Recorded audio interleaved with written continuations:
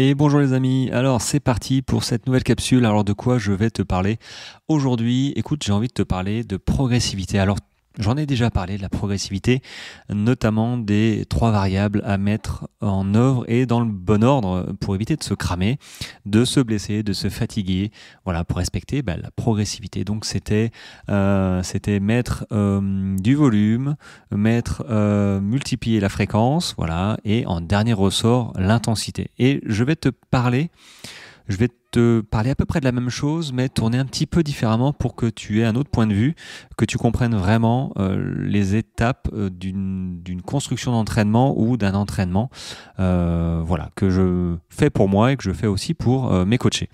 Alors j'aimerais te présenter du coup les trois étapes du développement que je considère essentielles si tu débutes ou que tu reprends peut-être après une course, pardon, après une blessure. T'es pas forcément débutant, mais n'empêche, tu dois quand même respecter ces étapes-là dans tous les cas. Sinon, il y a des chances que ça se passe pas bien. Alors, dans la première étape, j'en parle souvent comme une maison, les fondations d'une maison. Voilà, pour moi, avant de parler de tempo, de seuil ou même de fractionné, on doit se construire une base solide, des fondations solides avec des bonnes briques en ciment. Voilà. Et si tu ne respectes pas les fondations, il y a des chances que ta maison, aussi belle soit-elle, aussi belle que avec des robinets en or, ce que tu veux, si les fondations c'est de la merde, elles sont pas assez solides, ta maison elle va s'effondrer, soit d'un côté, soit de l'autre, soit globalement au milieu ensemble. Bref, entièrement, il n'y a plus de maison. Donc on sera obligé de reconstruire. Donc autant bien faire les choses directement avec de bonnes fondations. Donc la fondation, ce que j'appelle fondation, c'est globalement réussir à courir 45 minutes, 1 heure, cool, en zone 2, on va dire, endurance fondamentale. À partir du moment où tu arrives à courir 45 minutes à 60 minutes tranquillement, écoute, c'est déjà la bonne base pour ensuite continuer. Alors ça, c'est les fondations quand on est débutant. Maintenant, quand on n'est pas débutant, comme moi par exemple et comme d'autres, qu'on reprend après une grosse course ou après j'allais dire une maladie, mais une blessure. Ok, alors 45 minutes à 1 heure, normalement, ça va relativement vite. Là, moi, je pense que c'est de bon augure de mettre du renforcement musculaire gentiment, de mettre du gainage, ce genre de choses qui va te permettre de renforcer tes entraînements et ta condition physique surtout. Mais si tu débutes, du renforcement musculaire, du gainage, c'est pas forcément essentiel. Vraiment, l'essentiel, c'est d'arriver à courir 30 minutes, 45, puis 1 heure.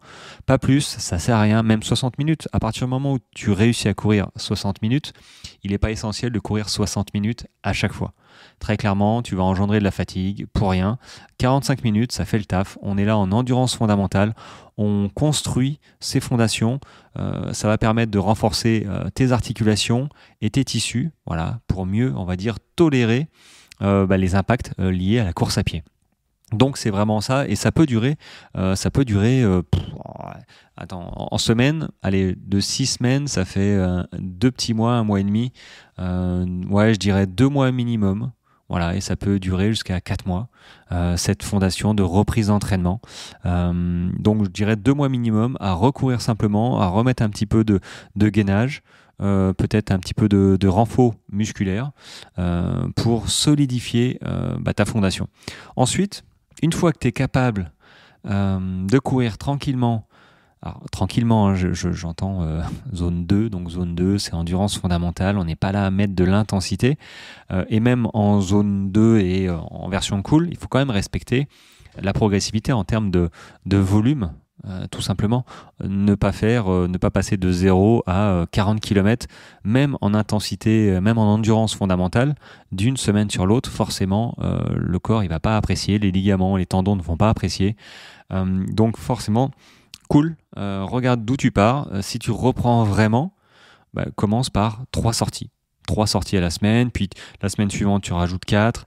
Voilà, après chacun est un peu différent suivant la course qu'il a faite. Moi je sais qu'après la Volvic, j'ai commencé à reprendre la semaine qui suivait, 7 à 10 jours. J'ai repris par deux sorties cool, puis après une troisième, Et puis là, j'en suis à 4 ou 5. Ça y est, j'ai plus de ressenti, ça va mieux, ça fait un mois. Je commence à remettre de l'intensité. Mais voilà, il m'a fallu quelques temps et j'ai pas tout arrêté. Donc je me suis pas blessé, c'est juste récupérer correctement pour pouvoir continuer. Donc après, une fois que tu as fait tes fondations, que tu es capable de courir correctement, que tu n'as pas de problème de souffle, que tu es OK sur 45 minutes très régulièrement, allez, là tu peux rajouter la deuxième étape à mon sens, c'est celle de l'endurance. L'endurance qui va être... Alors, c'est comme l'endurance fondamentale, comme tes fondations, sauf que tu vas commencer à mettre un petit peu plus d'intensité. C'est-à-dire que tu vas commencer à courir, pas du fractionné ni des séances de côte, mais en ajoutant petit à petit des petites courses tempo. Fartlek, tempo, ce que tu veux, mais pas de fractionné pur et dur, du 10 fois 400 mètres ou 2 fois 10 côtes, voilà, 10 côtes de 45 secondes. Non, ça c'est pour plus tard. Là, on parle vraiment d'intensité. Dans ces cas-là, là, on est dans l'endurance. On développe son endurance, on développe son cardio, sa capacité à courir plus longtemps, peut-être plus rapidement. Voilà, dans tous les cas, ça va ensemble. Alors oui, il faut quand même respecter cette notion encore de progressivité, ne pas griller les étapes, ne pas se claquer 2 sorties tempo sur 3 dans ta semaine. Ça va tenir, ça va tenir 3 semaines, 4 semaines, puis à un moment tu vas commencer à tirer la langue, tu vas commencer à te dire mais pourquoi j'avance pas, je refais le même parcours, j'ai perdu 2 minutes, si tu es un petit peu, pas performance, mais voilà, tu connais ton circuit, et puis généralement tu le fais, je sais pas, en 45 minutes, là tu l'as fait en 50 minutes et tu comprends pas pourquoi. Tout simplement parce que à vouloir faire du tempo un petit peu trop souvent, tu fatigues petit à petit ton corps. Et il n'a pas le temps de récupérer. Voilà, tu lui fais subir trop de petites fatigues et mis bout à bout, ça fait de grosses fatigues. Sans t'en apercevoir, tu as créé une grosse fatigue. Et donc, grosse fatigue, ça veut dire démotivation, ça veut dire fatigue, voilà, tout simplement. Donc, on va limiter. Si tu sors que 3 fois dans ta semaine, tu peux très bien faire une sortie tempo et 2 sorties cool.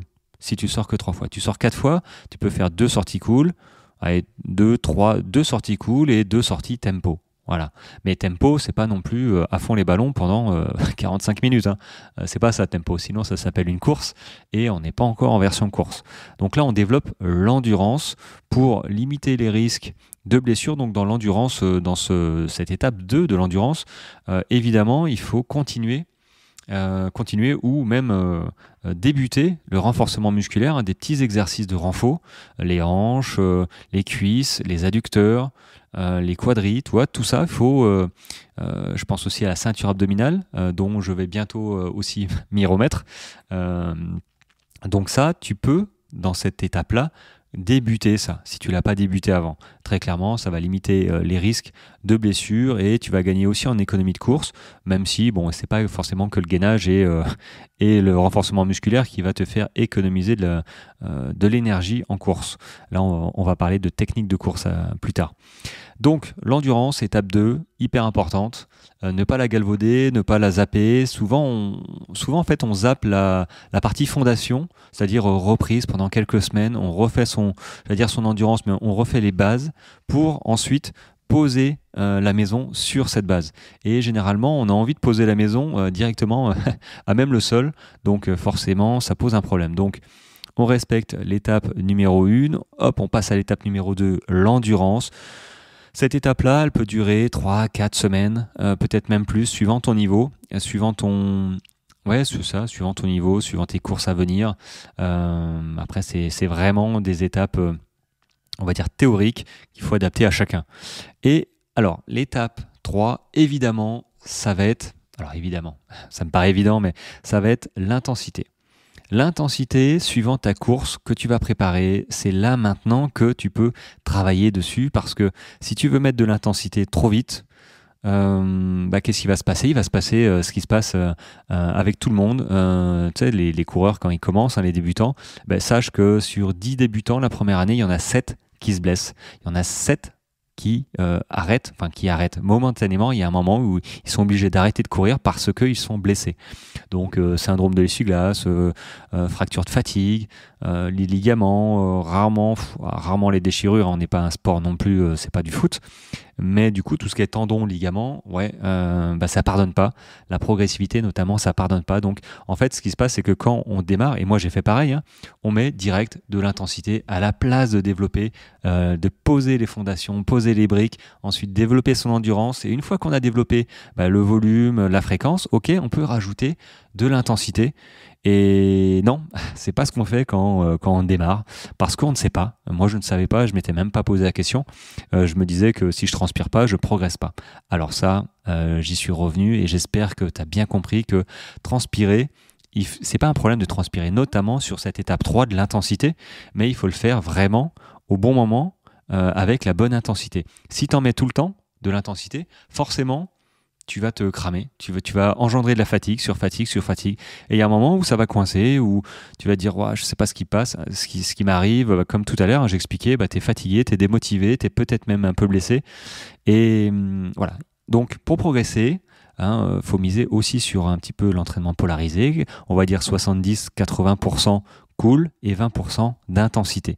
Donc l'intensité, étape 3, maintenant que tu as développé tes fondations et ton endurance, ok, tu peux rajouter de l'intensité qui peut durer très clairement, ça peut durer 3, 4, 5 semaines. Je veux dire, c'est pas un souci, ça, c'est suivant aussi ta course, mais il faut pas que ce soit non plus la majorité de ton plan d'entraînement. Si tu as un plan d'entraînement sur 12 semaines, évidemment, 12 ou 16 semaines, tu peux pas mettre, je sais pas moi, 10 ou 13 semaines d'intensité. Et même dans l'intensité, dans tes semaines d'intensité, bien respecter cet entraînement polarisé avec 80% cool et 20% d'intensité, avec aussi du repos, parce que le repos fait partie de l'entraînement. Et évidemment, le corps a besoin de se ressourcer, et c'est quand on fait aussi dodo que le corps se reconstruit. Voilà. Donc c'est pour ça que aussi le sommeil est important. On a vraiment en fait un sport multi-facette, et dès qu'on a du mal à gérer ou qu'on oublie une facette, on le paie pas forcément cash, mais on est un peu moins bien, voilà, tout simplement. Donc l'intensité, ok, tu en mets, et tu en mets suivant la spécificité de ta course. Tu prépares de la route. Écoute, tu travailles ta vitesse. Tu prépares un trail avec du dénivelé, tu travailles la côte. On peut pas, à un moment, on peut pas travailler la VO2 max, on peut pas travailler la VMA, on peut pas travailler la côte et être performant partout. Donc oui, on peut travailler les trois, mais on sera à peu près moyen partout. Donc après, c'est à toi qui vois. Est-ce que tu veux axer sur le dénivelé? Voilà, tu as une course, tu as je sais pas moi, un 25-30 km avec 1700 mètres de dénivelé. Ok, là, il faut axer sur le dénivelé. T'en as pas? Il faut en trouver du dénivelé, parce que sinon ça risque de piquer sévère. Après, il y a des marches, des escaliers, il y a une côte à faire 10, 20 fois. Moi, je connais des trailers qui font des côtes 50 fois parce qu'ils n'ont pas de dénivelé, donc ils se cognent la côte de 30 mètres 50 fois. Bon, là, je peux t'assurer que c'est du mental. Là, pour le coup, voilà. Je sais pas si je serais capable de le faire. Moi, j'ai la chance d'avoir du dénivelé, alors j'ai pas la grosse montagne, hein, j'ai pas Chamonix à côté de moi, malheureusement, ce serait sympa, mais bon, on fait avec, j'ai pas à me plaindre. Donc forcément, l'intensité arrive en troisième étape, et elle respecte aussi la notion de progressivité. Donc voilà, c'était la petite capsule d'aujourd'hui. Je voulais simplement te mettre l'accent, encore une fois, sur la manière de s'entraîner pour pas se cramer, parce que bon, je le dis souvent, mais j'y crois tellement que c'est tellement c'est tellement dommage de s'entraîner, de passer des heures et des heures à courir, alors que potentiellement on a peut-être autre chose à faire, passer un moment en famille, ou je ne sais pas, aller au cinéma. C'est bien le cinéma, des loisirs en fait. Ok, on s'entraîne, c'est pas pour rien. C'est quand même faire les choses dans le bon ordre. Et moi, je trouve ça malheureux que des gens se blessent avec parfois des graves blessures, hein, qui durent longtemps en fait. Bon, des graves blessures, c'est pas fracture tibia-péroné, mais n'empêche, quand tu as une fracture de fatigue, tu es éloigné des chemins pendant quelques temps. Le syndrome de l'essuie-glace, c'est rebolote. Ça joue sur le mental, sur le moral. C'est très difficile, au-delà de la difficulté physique, hein. Ça t'empêche pas de marcher, tu vois. Syndrome de l'essuie-glace, bon, ça t'emmerde pas dans la vie, je veux dire, c'est pas ce qui va t'empêcher, tu vas pas poser un arrêt maladie parce que tu as le syndrome de l'essuie-glace. Par contre, ça t'empêche de courir. Et ça, c'est toujours très très préjudiciable et très pénible pour le moral quand on est obligé de s'arrêter, quand on est confronté à la blessure et de se dire merde, j'ai peut-être été trop vite, j'ai été trop vite et du coup je suis en train de le payer cash. Mais bon, ça s'appelle l'expérience. Mais si tu sais pas, par exemple dans tes entraînements, écoute, moi voilà, je peux très bien t'aider. J'accompagne évidemment des sportifs et des sportives voilà, dans leur progression. Et si tu as un objectif cet été ou en septembre, octobre, novembre, je ne sais pas, sache que je peux t'aider. Il suffit de cliquer sur le lien en bio pour pour recevoir des renseignements. Tout simplement, j'ai créé une page là-dessus exprès pour toi. Donc, je t'engage et t'encourage à cliquer sur le lien qui se trouve dans l'épisode et dans la bio d'Instagram notamment et dans mes newsletters. Enfin bref, partout. Il suffit de cliquer et puis après, tu prends rendez-vous et on discute un petit peu de tes objectifs et voir un petit peu comment je peux t'aider. Ceci étant dit, les amis, voilà, fin de la capsule, 16 minutes, je vais m'arrêter là. Hyper important, il faut bien retenir les 3 étapes, la fondation, puis l'endurance, puis en dernier ressort, l'intensité. Mettre l'intensité vraiment au dernier et pas au premier. Sinon, tu vas au-delà de grosses difficultés. Est-ce que ça peut passer ? Peut-être, ou peut-être pas. Je pense que ça passe pas la plupart du temps. Voilà. Et un dernier petit mot pour vous remercier de votre écoute sur ce podcast. C'est super cool. Je reçois des messages de beaucoup de gens qui sont super sympas avec moi. Donc je continue, je me filme. Voilà. Alors je pourrais me raser la prochaine fois. Désolé. Bon, je pleure encore un petit peu le temps. On est encore en novembre. Ouais, on est en novembre. Juin-vembre. Un truc dans le genre. Je sais pas si ça se dit. Mais bon, c'est pas foufou, mais je pense que l'été va arriver et on va se le prendre dans la tête. Ça va piquer. Donc encore merci à vous pour votre écoute, pour ton écoute, et on se retrouve, demain déjà. Allez, passe une bonne journée. Ciao, ciao.